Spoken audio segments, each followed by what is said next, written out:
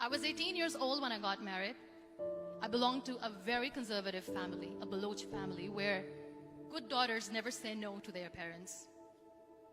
My father wanted me to get married, and all I said was, if that makes you happy, I'll say yes. And of course, it was never a happy marriage. Just about after 2 years of getting married, about 9 years ago, I met a car accident. Somehow my husband fell asleep and the car fell in the ditch. He managed to jump out, saved himself. I'm happy for him. But I stayed inside the car and I sustained a lot of injuries. The list is a bit long. Radius ulna of my right arm were fractured. The wrist was fractured. Shoulder bone and collarbone were fractured. My whole rib cage got fractured. But that injury that changed me and my life completely was the spine injury. Many people came to rescue. They gave me CPR. They dragged me out of the car. And while they were dragging me out, I got the complete transection of my spinal cord. Those 2.5 months in the hospital were dreadful. I was at the verge of despair. One day, doctor came to me and he said, well, I heard that you wanted to be an artist, but you ended up being a housewife. I have a bad news for you. You won't be able to paint again. Next day, doctor came to me and said, your spine injury is so bad, you won't be able to walk again. I took a deep breath and I said, it's all right. Next day, doctor came to me and said, because of your spine injury and the fixation that you have in your back, you won't be able to give birth to a child again. That day, I was devastated. I started to question my existence. Why am I even alive? So what kept me going was, one day I asked my brothers, I know I have a deformed hand, but I'm tired of looking at these white walls in the hospital and wearing these white scrubs.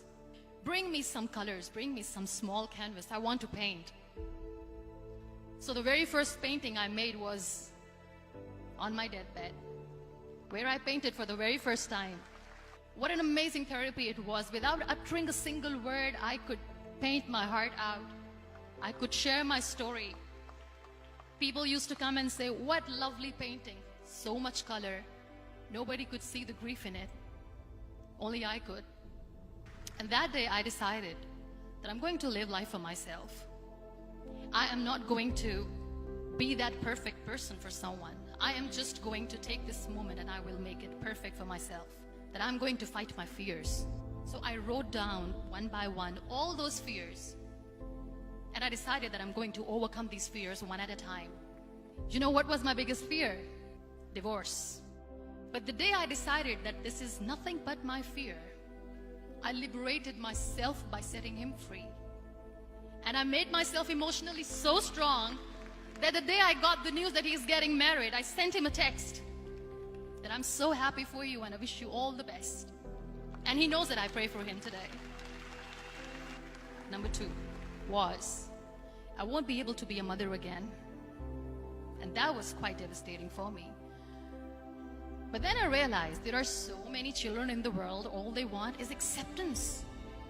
So there is no point of crying, just go and adopt one. And that's what I did.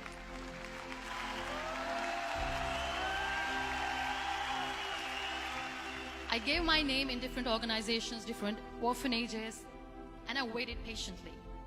2 years later, I got this call from a very small city in Pakistan.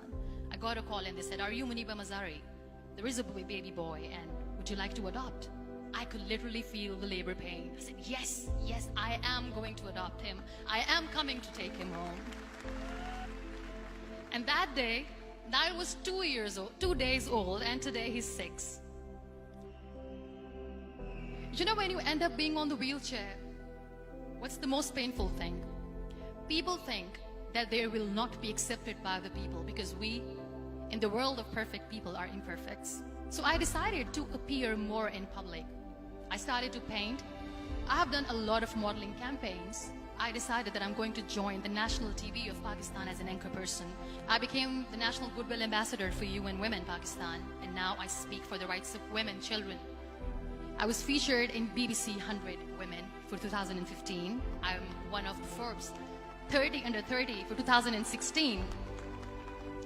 So when you accept yourself the way you are, the world recognizes you.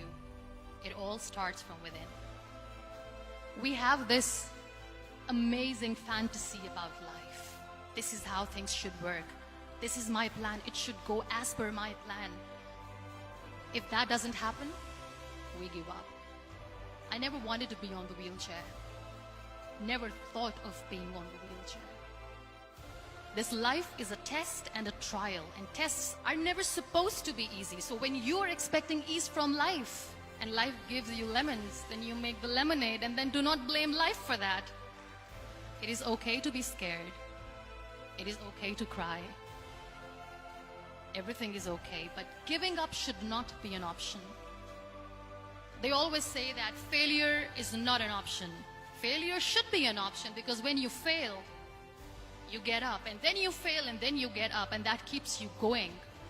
Embrace each and every breath that you are taking. Celebrate your life. Live it. Don't die before your death. Real happiness lies in gratitude.